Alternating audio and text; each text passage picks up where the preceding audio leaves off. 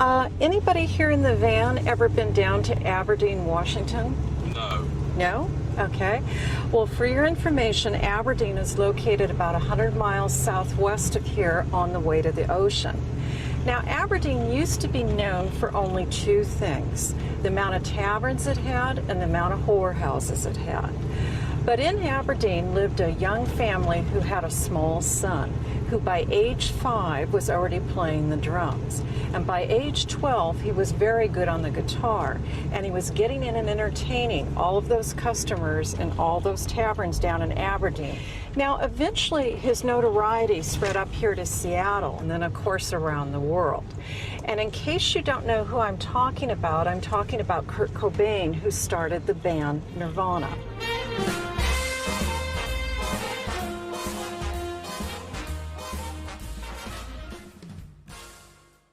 Good day, ladies and gentlemen. I am the American Spy Fox. Welcome to the channel and welcome to part 3 of the Story of Nirvana, a video that is long overdue. Matter of fact, it's been a while since I uploaded anything, and the reason is this: I got so excited about having the new Shure SM7B that I decided to redo this video entirely with this microphone. As the Jeffersons say, we are moving on up, and today we're going to take a step back away from Kurt Cobain's life. We're going to concentrate on Krist Novaselic, and if we have time, possibly Aaron Burkhardt. So sit back, relax, enjoy yourselves, and let me tell you a story about some crazy boys from Aberdeen. Let's say hi to Chad. Okay. Hi, Chad. Hi, Chad. Playing drums on In Bloom in 1990 in New York City, in front of the New York Stock Exchange. They were a tough crowd. They were a tough crowd. What's the toughest crowd you guys ever played in? New York. They're pretty jaded there. Playing in front of 20 New York scum rockers. We've seen it all.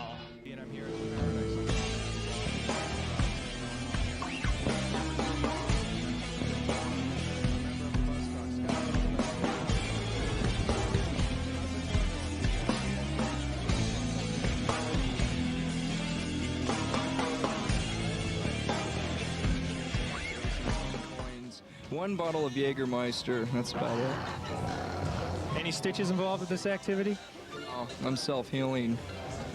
Self-healing like Christine in that Stephen King movie?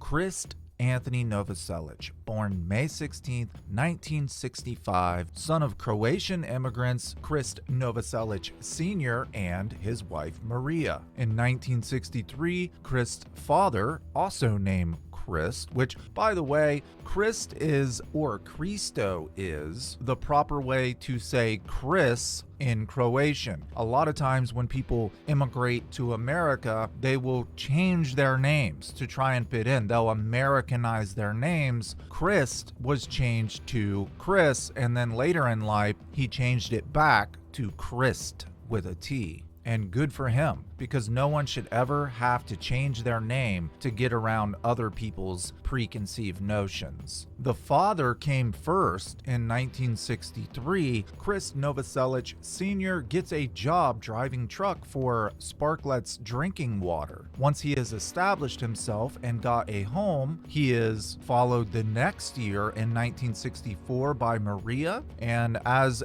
things happen when men and women get together, 1 year later, little baby Krist comes along in 1965. Unfortunately, you're not going to find too many pictures of a young Krist Novaselic, not nearly as many as you would of Dave Grohl or Kurt Cobain. There is a reason for that. Krist did not like having his picture taken, and we're going to get to the reason why. Krist Novaselic, son to Croatian immigrants, is born, of all places in the world, in Compton, California. Now, if you're an 80s baby, 90s kid like me, when you hear Compton, you think Dr. Dre, you think NWA, you think Ice Cube. But there were a lot of immigrants living in this area at the time before Southern California real estate prices skyrocketed. the Novaselic family moves around to a series of apartments near Compton and Granada, California. A couple years later, they welcome their second child, Krist's younger brother, Robert Novaselic.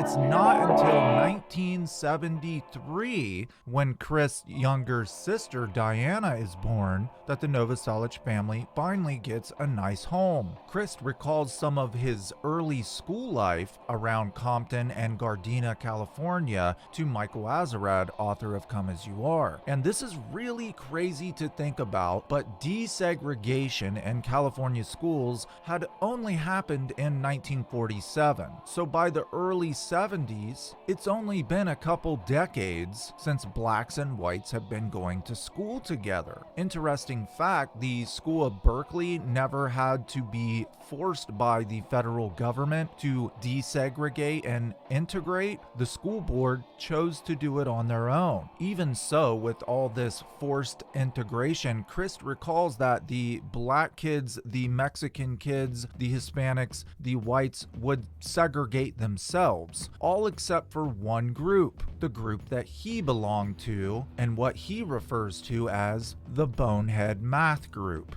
Krist was never any good with math, and when he became rich much later, it's a good thing that he had Shelley there to do their accounting for them. However, being in a special education class mixed with kids from all different backgrounds, all different races, Krist realizes that segregation is bullshit, that it's unwarranted, and people are just people once you get to know them. Krist Novaselic about his bonehead math class. We were totally integrated. Whoever didn't really fit in all bonded together, and there was no racial thing. So integration did work. Krist also tells us that him and his brother were big boys and they got into a lot of trouble together. Krist Novaselic is 6'7" and I believe his brother Robert is even taller than he is. Robert and I were kind of big boys and we used to get into trouble, says Krist of his preteen years. Slash tires, stuff like that. My dad would just have to whip us because that's all he knew how to do. But it wasn't like he was an abuser. I don't think he abused us at all. It's not like he would slap us just for anything. It was action and reaction.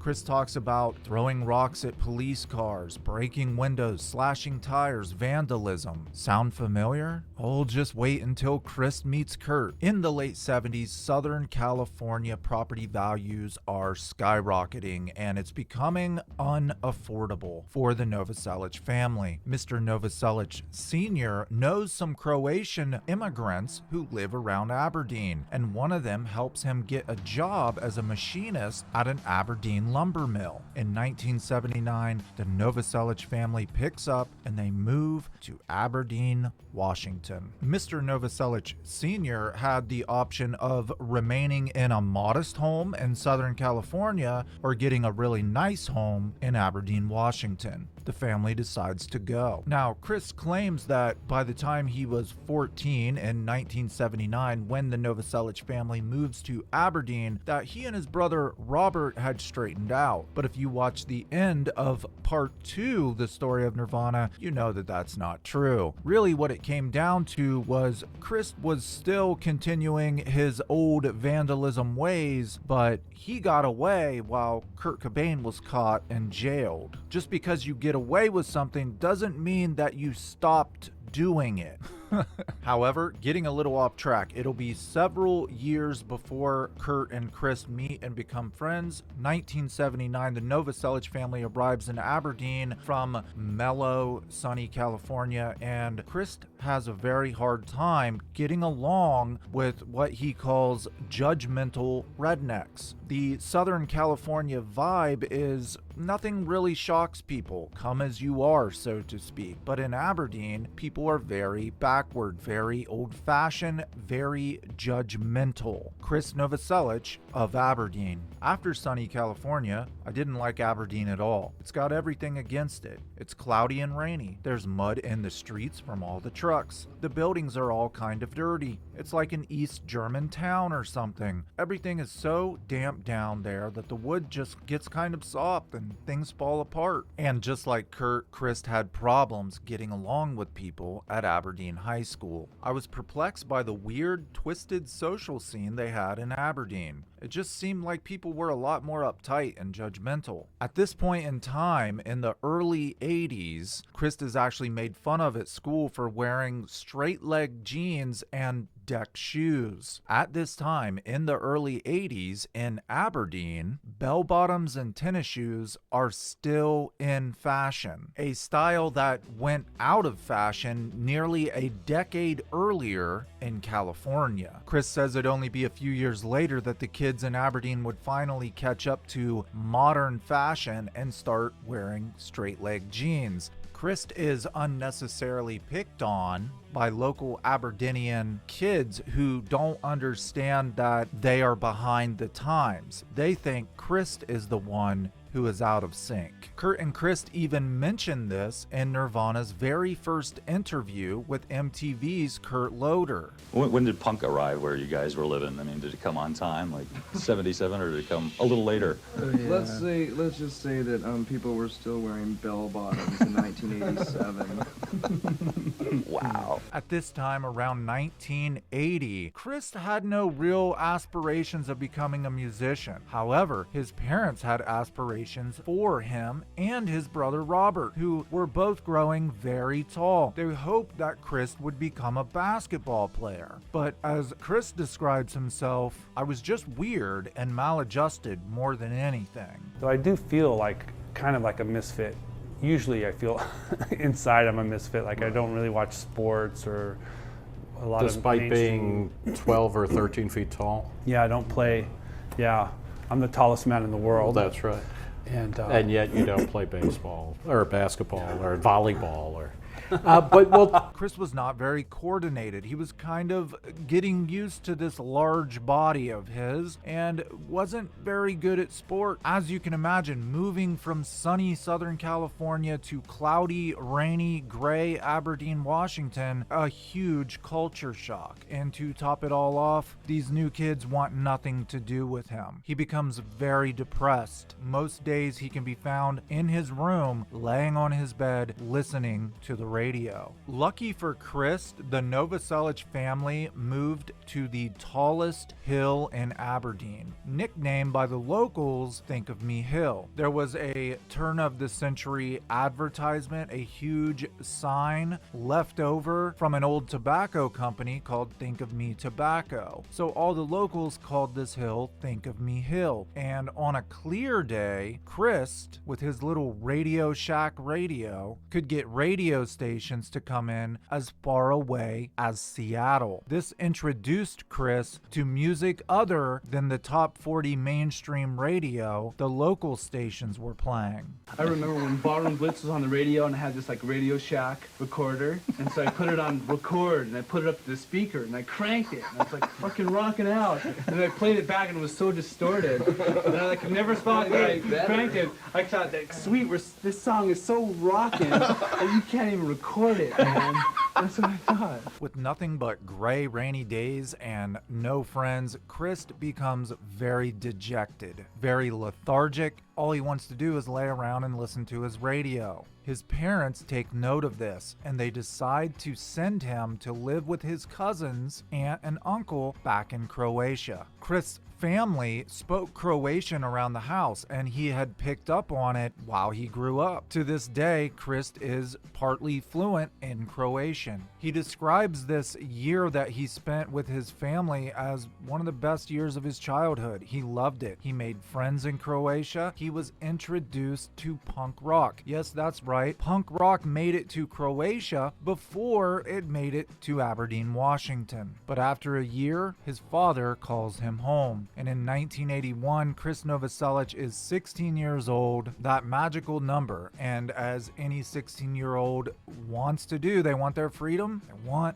a car. His parents tell him if he wants a vehicle, he needs to get a job. He decides, if I can't have friends in Aberdeen, if I really don't have anything going on, I might as well immerse myself in a job and save money. He gets a job at his local Taco Bell, and it may have been this decision that led him to the path and the creation of Nirvana. Krist's Taco Bell co-worker, Bill Hall, had made a name for himself around Aberdeen. Infamously, he had plotted and even threatened to plant a pipe bomb in Aberdeen High School. For this, he was expelled. He was forced to leave Aberdeen and enroll in another school. The school Bill Hall chose to enroll in was Montesano High School. The same high school Buzz Osborne and Matthew Luken of the Melvins attended. One night, while Krist and Bill Hall are closing down Taco Bell, Buzz Osborne and Matthew Luken come in to say what's up to their high school friend. It's during this occasion that Buzz sees this tall, lanky, goofy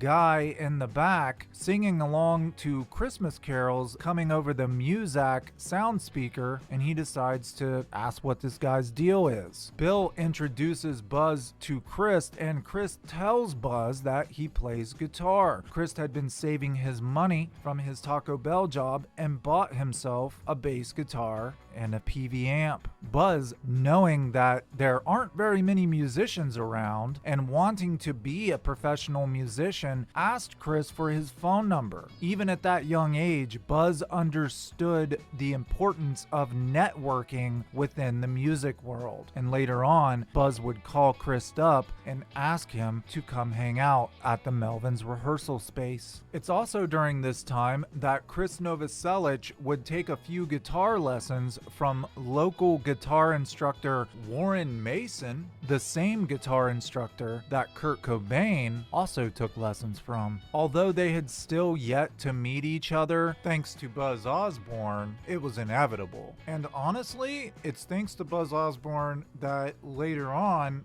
these guys meet Dave Grohl. Really, without Buzz Osborne, there is no Nirvana. Remember, Krist is 2 years older than Kurt, so he graduates ahead of Kurt. But Krist doesn't graduate before meeting longtime girlfriend and wife-to-be, they get married in 1989, Shelley. Krist's junior year, he's walking down the hallway behind two girls, overhears them talking about how great the Sex Pistols are, butts in and says, yeah, I love them too. It sparks a relationship that lasts most of Krist's life. There's a lot to say about Shelley, and perhaps we'll make a video on her and Kurt's girlfriend Tracy in the near future. It's around 1984 that Kurt starts hanging out with Krist's younger brother, Robert, who is in his grade, and Robert brings Kurt over to the Novaselic house. Kurt hears a racket coming from the upstairs, and he asks Robert, what's that? What's going on up there?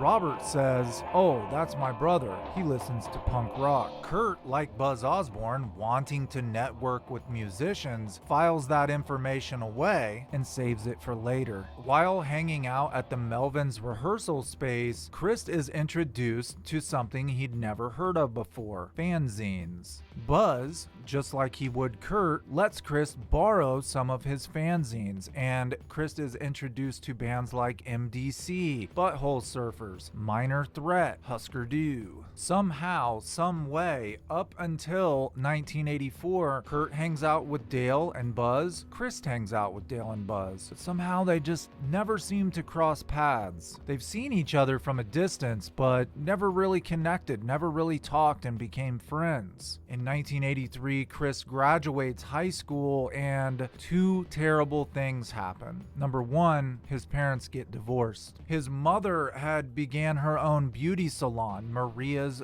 Beauty Salon, and became quite successful. She no longer was financially bound to his father. The kids were grown up and she decided to embark on her own journey. It was a very difficult time for Krist, and on top of this, he also had to have corrective surgery for a severe underbite. The reason that he much preferred being behind the camera instead of in front of the camera. However, corrective surgery did not stop Krist from drinking. According to Matt Luken, original bassist for the Melvins, Krist Novaselic was very well liked on the party circuit around Aberdeen and Montesano. People had nicknamed him Novi, and Matt says wherever you went, whatever party you went to with Krist, people would be like, hey Novi, what's up Novi? So unlike his early teen years where he was very alone, his later teen years into adulthood, he was a pretty popular guy. So charismatic and well loved on the party circuit was Krist that not even having reconstructive surgery and having his jaw wired shut would keep him away from the drink. In 1992, Matthew Luken recalled to Michael Azerrad that Krist's jaw was wired shut for about 6 weeks, and he would carry a pair of wire cutters to parties with him in case he vomited and choked. This is how hardcore, this is how punk rock Krist Novaselic was about his drinking. Oh, no big deal. If I vomit, if I choke, I'll just snip the wires out of my jaw so I can vomit and breathe again. Buzz and Matt even recall at times seeing Krist vomit wine through the wires of his mouth. In 1983, Krist Novaselic has reconstructive surgery. He comes out of it looking like a new man, feeling like a new man. He has overcome teenage angst and depression. He has purpose. He has friends. He has networked with the local musicians. And soon, in 1984, he will meet Kurt Cobain. He will have his girlfriend, Shelly. Shelly and Krist will soon make friends with a girl named Tracy, and together with Kurt Cobain,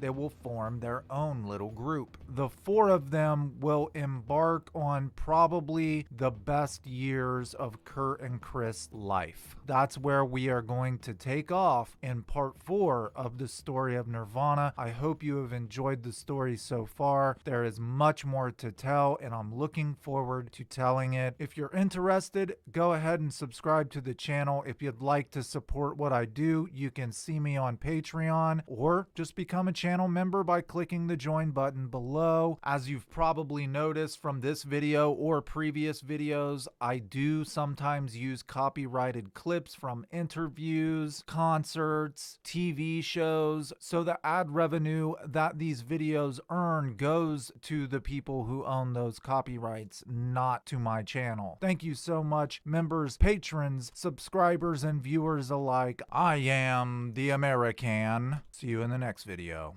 Bye-bye.